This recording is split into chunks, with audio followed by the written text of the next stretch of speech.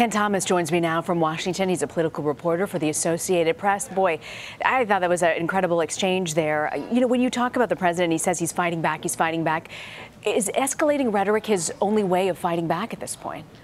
Well, the president's very blunt on this issue, that it's an effective way for him to push back against the political narrative that he doesn't think serves his purpose. I mean, the president has always been someone who needs a foil. When he ran against the Republicans during the primaries, he was very good at branding his opponents. When he ran against Hillary Clinton during the campaign and even into his administration, he was very good at demonizing her. And so he's now in a midterm setting where he's not running against anyone in particular.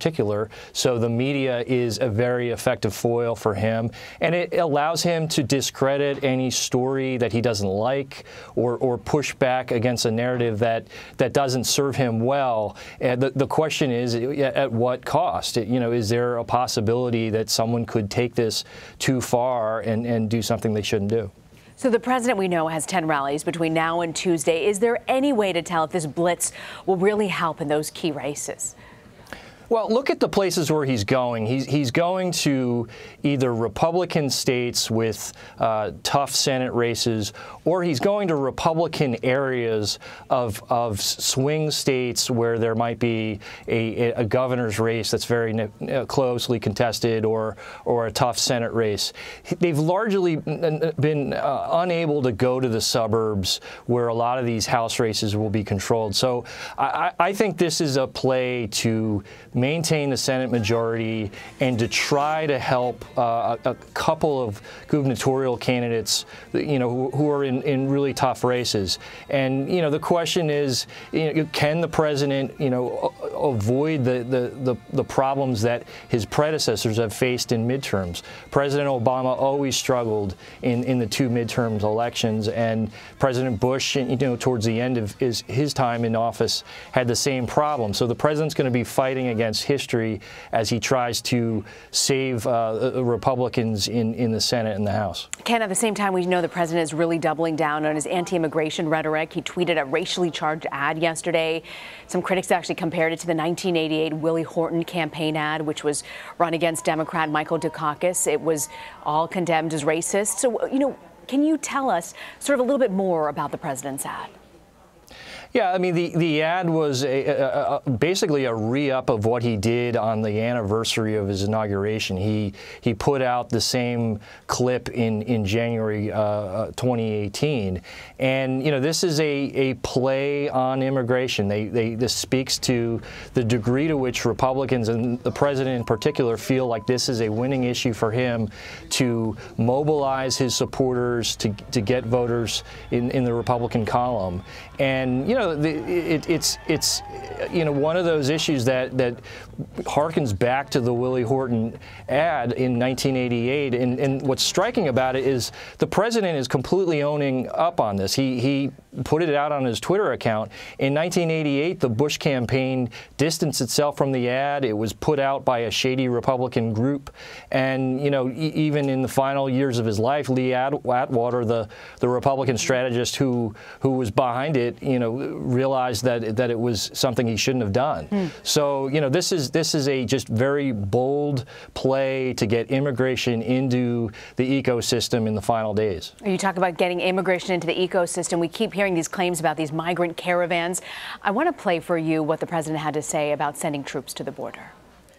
And we have to have a wall of people, very highly trained people, terrific, dedicated patriots. That's what they are. You have caravans coming up that look a lot larger than it's reported, actually. I mean, I'm pretty good at estimating crowd size, and I will tell you, they look a lot bigger than people would think. It's actually mostly young men and a lot of rough people, John. They're pushing the women right up into the front, not good, and they're pushing a few kids right up to the front. But they're 900 miles away. The active duty military, you know the law. I mean, you're the president. Yep. They can't arrest people crossing the border. They can't. It depends. National emergency covers a lot of territory. They can't invade our country. You look at that, it almost looks like an invasion. It really does look like an invasion. An invasion. He's given no evidence to back his claims on this. The caravan, as John Carl noted, is 900 miles away. How's the White House really explaining this, especially the optics of this with just days ahead of elections? Well, to reinforce what the president is saying, they're claiming that it's essentially an invasion of people who could cause harm to the United States, but there's just not a lot of evidence of that. And when you look at the numbers here, the president has been upping the ante with the number of U.S. troops that he's going to send to the border. The number could reach about 15,000. You have only about 4,000 people in the Caravan that's about 900 miles away or so, and then there's a separate smaller group that's further down the continent, and that's maybe another 1,200. So you'll have more than double the number of U.S. troops that there is to the people in the Caravan. And again, you know, these are people who are walking through pretty arduous conditions. So it's hard to see how they are, you know, represent a massive threat to the United States, certainly in the days before the election. So you know, Democrats will argue that this is really just an issue that he's tried to gin up to improve his support and drive turnout among Republicans. You know, Ken, what we found interesting, there's actually a new poll, and it finds that more Republican voters associate themselves with President Trump rather than the party itself. Do you get the sense, is that what's driving more Republican candidates to rally behind the president's policies and his remarks? Right. It represents that the Republican Party is basically now the party of Donald Trump. And if you are running in the Republican column, you know, leave him behind at your peril. The problem, though, if you're a House Republican in a marginal district, in a suburban district, in an area that Hillary Clinton won in 2016, you're really between a rock and a hard place, because you have to run close to the president to get the kind of you know, support among hardcore Republicans in your district. But at the same time, that puts you in the position of not being able to attract independents or some of the suburban women who have been turned off by some of the president's policies. So this really represents the takeover that the president has orchestrated over the Republican Party over the last few years, and it's going to be hard and challenging for Republicans in marginal districts, especially in the House. I want to also ask you about health care. Obamacare open enrollment actually begins today for Obamacare. You know, the president and the Republicans have really aggressively pushed really hard to repeal this in the past. Health care, key issue for midterms. How are Republicans navigating this issue now?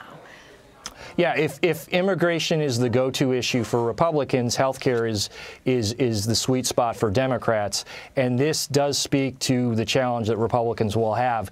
As far as we know, it's a fairly stable market right now, so it may be something that Republicans can brush aside in the final days. But again, Republicans have, you know, made multiple attempts to repeal the Obamacare law.